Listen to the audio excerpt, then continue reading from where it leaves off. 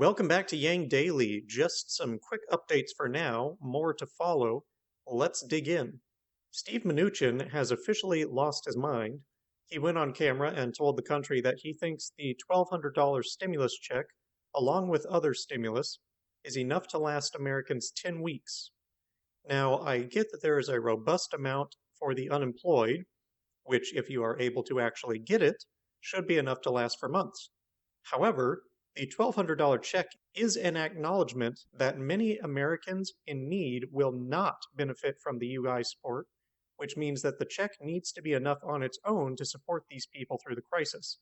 Hence why it would have made far more sense to simply issue a robust UBI instead of putting so much into a benefit that not everyone will get.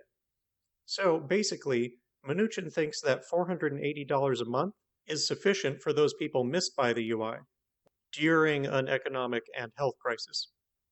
No, Steve. Hard no. Meanwhile, those massive $1,200 checks, a lot of people who were told that they would receive them didn't. And where the IRS portal was telling them they were eligible before, it no longer says that. And when people tried to check the status, it says status not available. And many parents did not receive the $500 per child. So, I guess some of us are going to be surviving on $0 a month. I trust Mnuchin thinks that is also sufficient. In happier news, Andrew Yang's Twitter account has now officially passed 1.4 million followers. It's sometimes hard to tell that he left the presidential race when his influence continues to grow at the same speed. Speaking of, Biden is losing the internet. A New York Times article was recently released noting this. They detailed how the pandemic pushing everything online is about the worst thing that could have happened for Biden, as his presence on social media is abysmal in comparison to Trump, less than 10%, and his podcast flopped.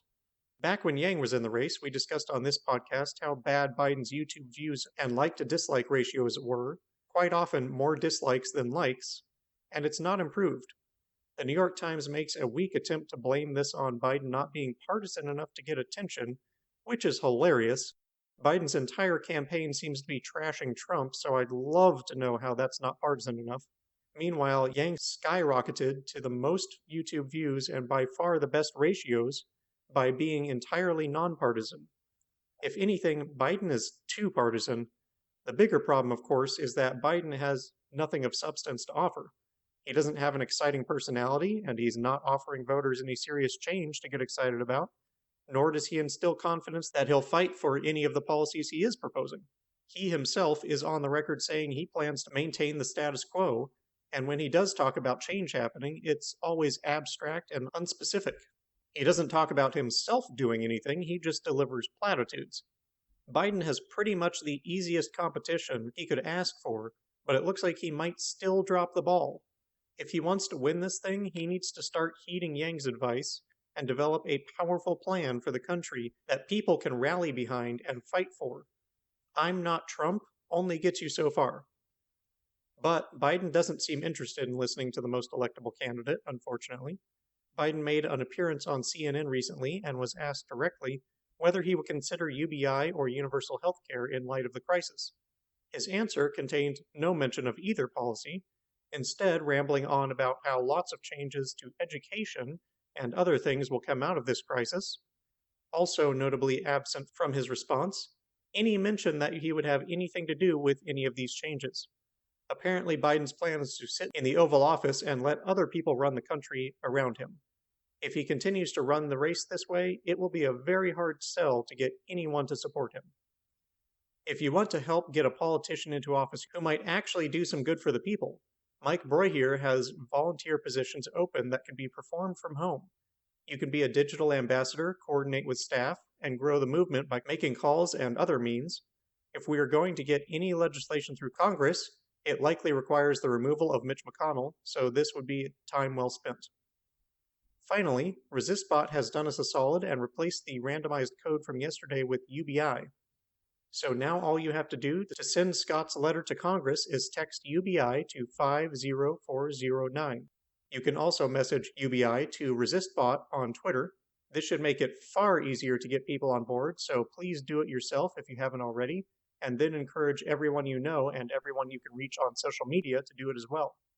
We need to absolutely bury Congress with demands for UBI. I texted ResistBot today and got back a busy signal, so it looks like we're getting good participation. Let's keep it up. The stock market is already recovering, and that going down is what forced action from Congress in the first place. So we need to recognize that our window of opportunity may be closing, and we need to do everything we possibly can to shove UBI through that window before it's too late. And that'll do it for today's Yang Daily. Consider volunteering for Mike. Flood all of Congress and the White House with calls, tweets, and letters, but particularly 5 calls a day, using ResistBot or Income Movement for easy contact. Help us reach out to other social justice groups to unite behind UBI. Print and hand out your neighborhood outreach cards. Get your taxes filed or visit the IRS portal so you can get your $1,200. Consult Humanity Forward, the Income Movement Aid Database, United Way, or the H3 podcast thread if you need help. Consider what we can do to push the movement forward in this critical moment and discuss with others at the local hubs and the support links. And don't forget to Yang Daily.